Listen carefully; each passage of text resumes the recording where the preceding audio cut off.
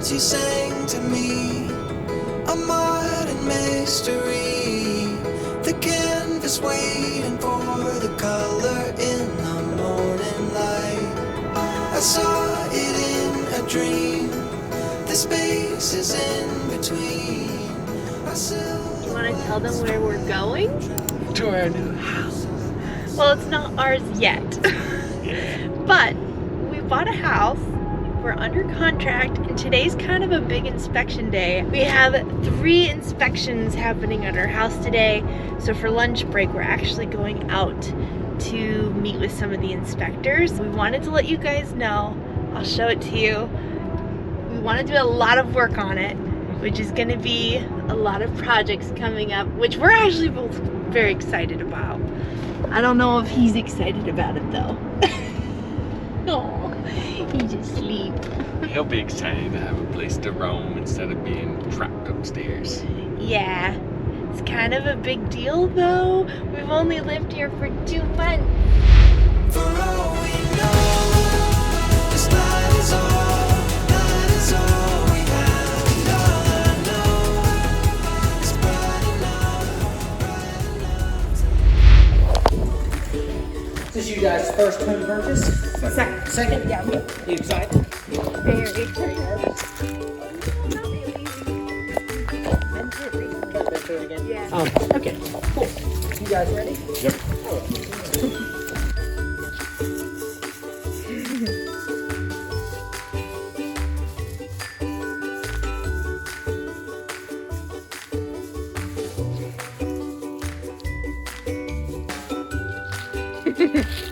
We will give you all a full tour once the house is officially ours, but some of the things we love about it is that it is a work in process with a massive yard. So we feel like that this is a space where we can grow and start building our own little homestead, as it were. And though we've loved our apartment, we definitely won't miss walking up to the 3rd floor or the lack of a private yard, but we will miss having a playground within a minute's walk away from our front door. And I'm sure Ian will also miss seeing all the walking dogs, which he loves to point at and wave at whenever we go outside. We're at the park.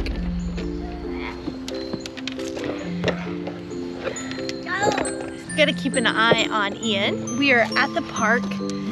So earlier today we showed you, because we were on our way to all the inspections, not all of them, 3, which there are more inspections to come, but 3 of the major inspections today happened. So we went and we met with 2 of the inspectors. What was the 3rd inspection?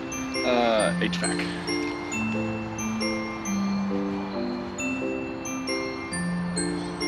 I feel a wee bit nervous about him just running off. Okay, so Dayton actually went down because Ian is alone down there, which for a while he was playing near us, but now he is exploring and we're in the middle of the woods and we don't want to lose him. Basically, we went for the inspections. The inspections went well. We got like a 30-minute long lecture on all the things wrong with the house, which if you've ever bought a house, there's just always a list and there's always like a bunch of little stuff. I think for this house it is what we're considering a fixer-upper. I use that term loosely. There's a lot of things that need to be fixed, but it's move-in ready. And some people, when they say fixer-upper, they're talking about, you know, gutting or like a lot of redoing stuff, where for us it's just like, you know, caps, filters, stuff like that. Anyway, there's a whole list of stuff, which I'm sure you'll see on here on our YouTube channel. I'll try not to turn our YouTube into like a home repair channel next year, but it is an adventure figuring out owning a house. We've owned 1 house before this, and we did a lot of projects on that house before selling it, which greatly helped when we sold it.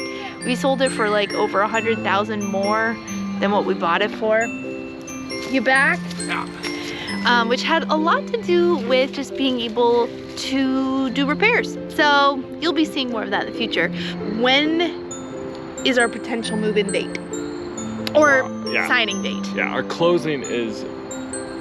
He's cleaning up sticks. Yeah, so our closing date is November 30th.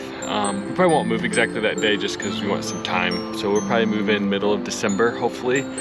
as long as everything goes smoothly. But I mean, right now we're cranking through inspections and documents pretty well and pretty quickly, so there's no hiccups. I mean, this is the big one, right? Like if an inspection goes terribly wrong, the foundation is like completely gutted, so that'd be a problem, which nothing that major.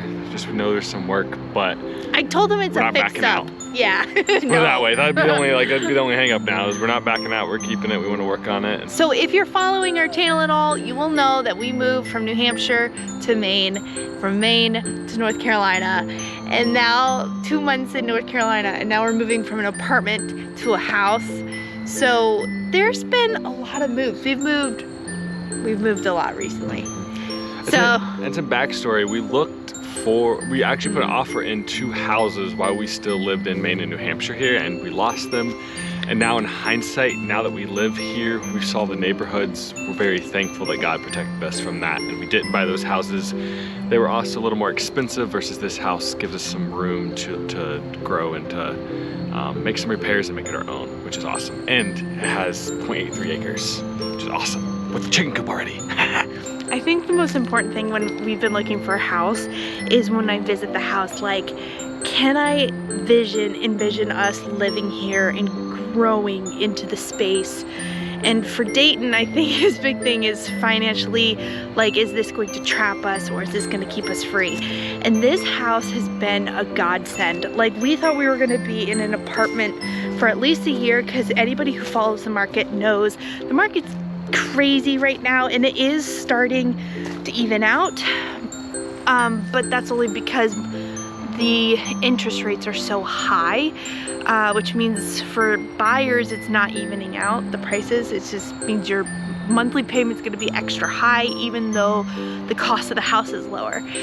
So I'm not going to get too much into that because, you know, it's crazy. But this house was like the exact size, the exact everything we wanted in an area we really like, but it was about $40,000 less than what we had budgeted, which basically we were like as low as we can get because we travel a lot and we do other things and we want to do house fix-ups and things like that. And if you buy a house and you strap yourself into a monthly payment that's like crazy high, there's no more traveling, there's no more any of that. So this house, not only can I like envision us living there, like it's a really good fit and we can stay there a long time, we should be able to easily grow into this house. It's like double the size of our last house, I think. But also the price range that we were in, we're gonna be paying less monthly on this house than what we were paying in the apartment, which means we can still save, we can still do fixes on the house, we can still travel, all of which was important to us.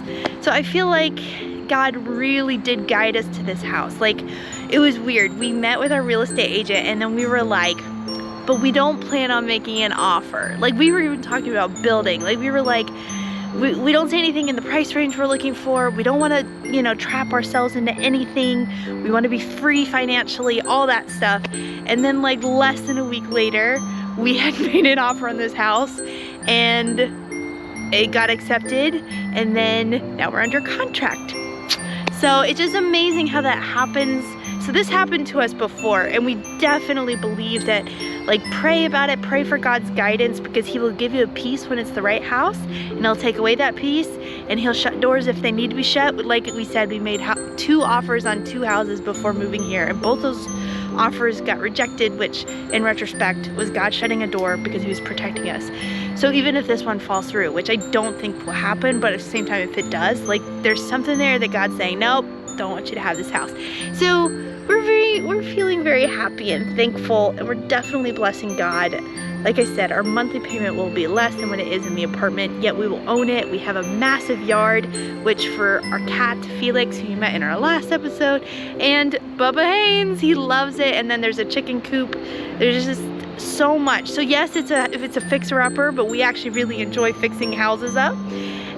But also, it's like, it's freedom, and it's a place where we can grow, learn, and ultimately it's kind of an adventure, which, I mean, my niche is adventure mom.